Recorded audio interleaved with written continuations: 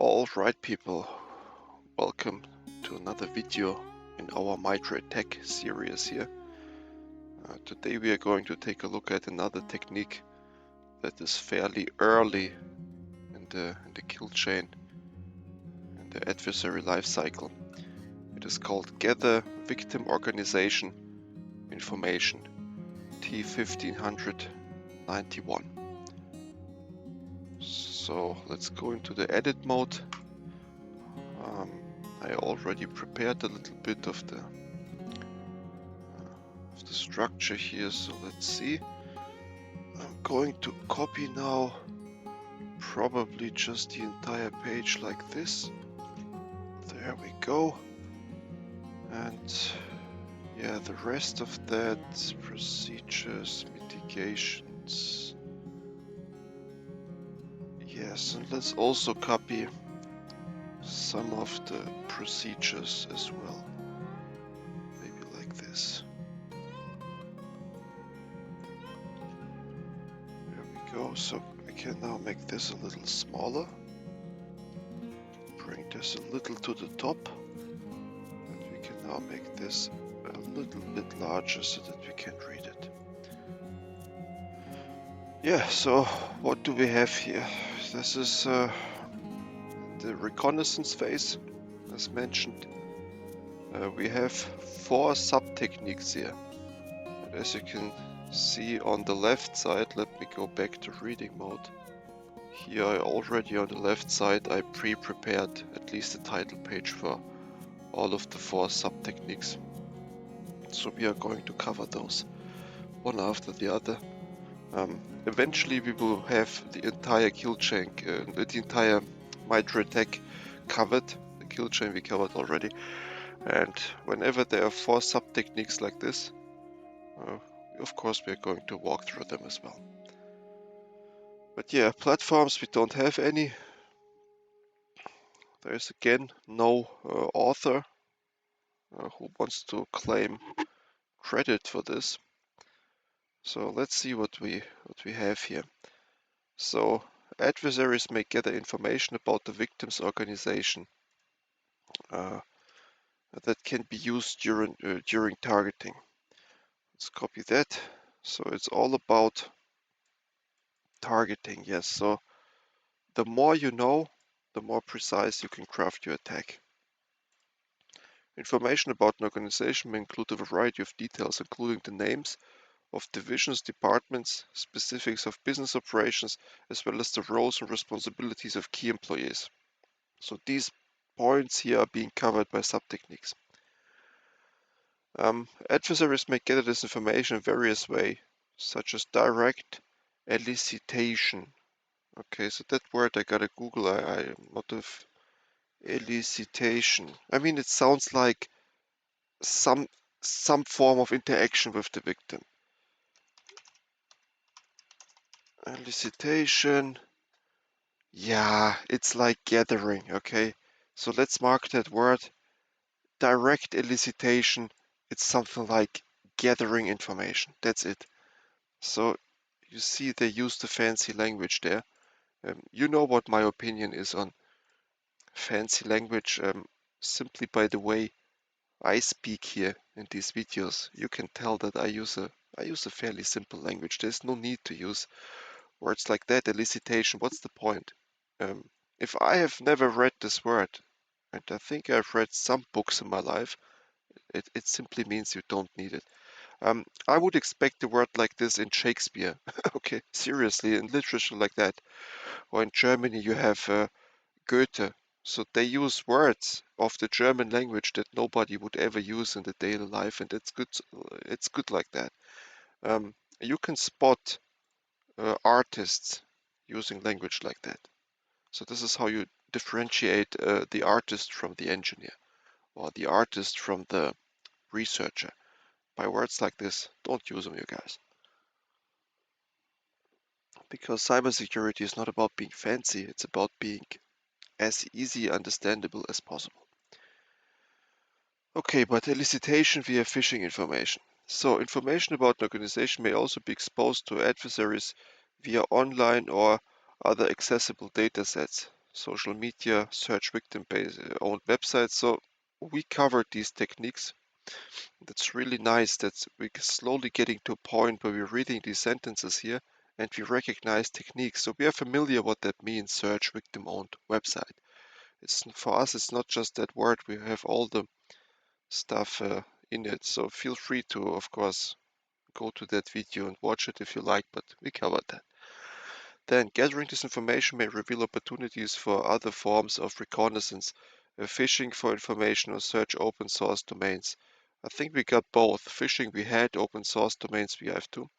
Establishing operational resources, we covered that as well. No, we didn't. We didn't, I think. Establish accounts.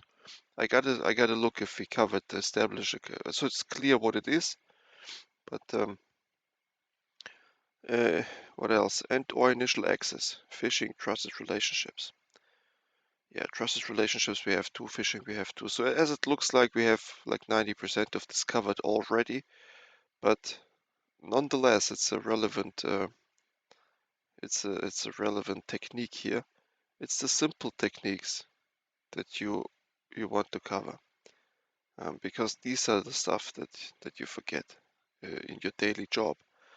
So now let's see at the bottom. It is a little small, but let's get over it. So we have some procedure examples and we have only groups here, as you can see. So what groups do we have? Lazarus group, yes, and APT28. These are the ones that I recognize. So APT28 has used large language models to gather information about satellite companies. So feel free to Google what that means, so satellite companies. You have large companies, and whenever you have a daughter company or um, service providers for that company, these are called satellites because they can't live without the mother company, let's say. There are consultancies out there, one-man consultancies, and they have only one client, one big company, and they're working there for 15 years. Um, these are not real companies because once the mother company fails, all of the satellites fail too. But this is what you can do, obviously. So while doing reconnaissance, you can identify these satellites and target them because they are less secure than the mother company. That's the reason why you want to have the satellites. They can provide the service cheaper. They are not. They don't have a workers' council, for example, so they can work more freely. And you can task them with these things that might be illegal as well. And if something goes wrong, they get fired and you can claim you never did anything. So these are business practices that you need to be aware of. And then we have the Lazarus Group, let's cover that, has studied publicly available information about a targeted organization to tailor spear phishing efforts against specific departments and or individuals. Yes, yes, that's tailored spear phishing. Really good buzzword here as well. But yeah, so far so good. Then let's see that we here look what we can do about it. So as usual, there won't be much you can do about it, I think, but there are some mitigations there. So let's see. Let's see, we have two mitigations here, and I wonder if we can place that on one screen because there's not much going on. You know what? Let's try to do that. Let's try to get the references on that screen too. Wow, it worked better than I would have thought. Beautiful. So this is the entire rest. As you can see, we don't have a whole lot of content, as to be expected. But there's again room for improvement. So feel free to research these things and add some depth to it yourself. The cyber community is eager to see contributions like this. But let's see what the mitigation is. So this technique cannot be mitigated easily because it's out of the scope, and here efforts should focus on minimizing the amount of sensitive data available to external parties. That sentence we marked down. We covered that multiple times, but since this might be the first video of the series you're watching, you can reduce the amount of information on your website. So don't try to be fancy and show off what awesome things your company is doing. Yes, you can do that, of course, but with a very limited amount. Never expose your departments, and try not to expose so much about your key employees too. But this happens again and again, and you will always have faces of your employees on your own website. Well, in times of AI, you can even create you can animate a face from an image. So you can, and the next step will be that you will have videos in real time. You will have like Teams video conferences with that face of that person, and that thing is just animated through a program. So you won't be able, you will be on a call with somebody, the face will be moving, you will hear the voice, but you will have no idea that it's a hacker. So that's the next step. Right now, our models are not good enough, I think. Well, they are, but they require a lot of computational resources. So you want to be doing that stuff on a fairly simple hardware, on your phone maybe. And these times they will come. We are not there yet. We are now at the point where you can do pre-rendered stuff. So you can create a picture with AI. It will look real. You can render a video and upload it on YouTube like this one. It will look real too. The face movement will be all right, but doing that in real time, well, we are not there yet. Okay, a little bit about why you should minimize stuff to external parties. If they know your voice and if they have a picture of your face, ideally multiple pictures even, from different angles, they can simulate your face. They can steal your identity. Detection strategy. Then much of this activity may have a very high occurrence and associated false positive rate. Yes, of course. Then detection efforts may be focused on related stages of the adversary life cycle, such as during initial access. Yes, so basically it just says it's nothing you can do.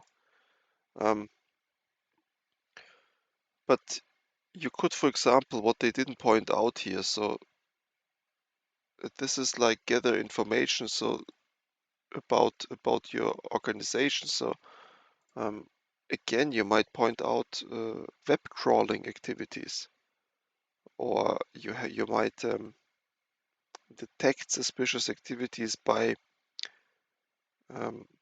user training, let's say, and also mitigation here. So obviously, awareness campaigns can be.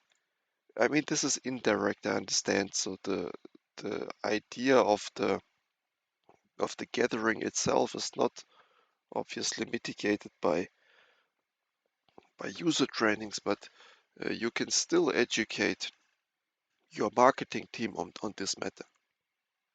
And that way, here the efforts will be there, reducing the attack surface and the amount of information available. But yeah, so far so good. And then let's take a look at the references here. Who is researching? So again, Microsoft is there. Edgar, I never heard that. Search and access retrieved. Retrieved is just one day, but search and access. That sounds interesting. That sounds really. This one right here, it's different than the others. And the title, it's so plain and simple.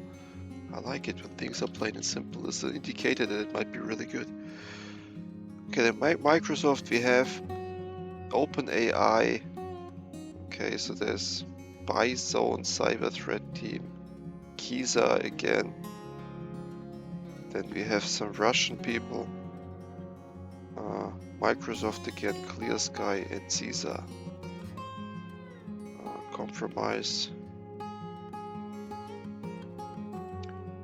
Yeah, the one thing that, I mean, we have the typical actors here, right? So clear sky, we will cover those eventually, but what really catched my eye here is this one. So we will eventually get back to that. But yeah, so I think we covered everything. Nice 15-minute video. So we have now a better understanding of what it means. Gather victim organization information. We know we're located in the kill chain. I have difficulties using the word adversary life cycle. So if I want to address this tactic, yes, the first word that comes to mind is the kill chain. It's not the adversary life cycle, but that's fine.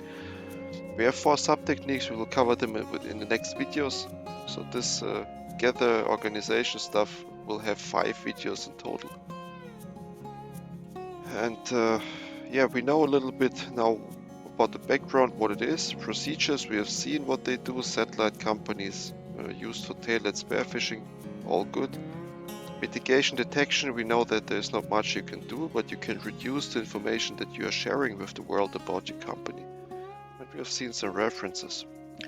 Well, yeah, so far so good. So, as usual, thank you for watching. Thank you for spending time on cybersecurity. It is time well spent.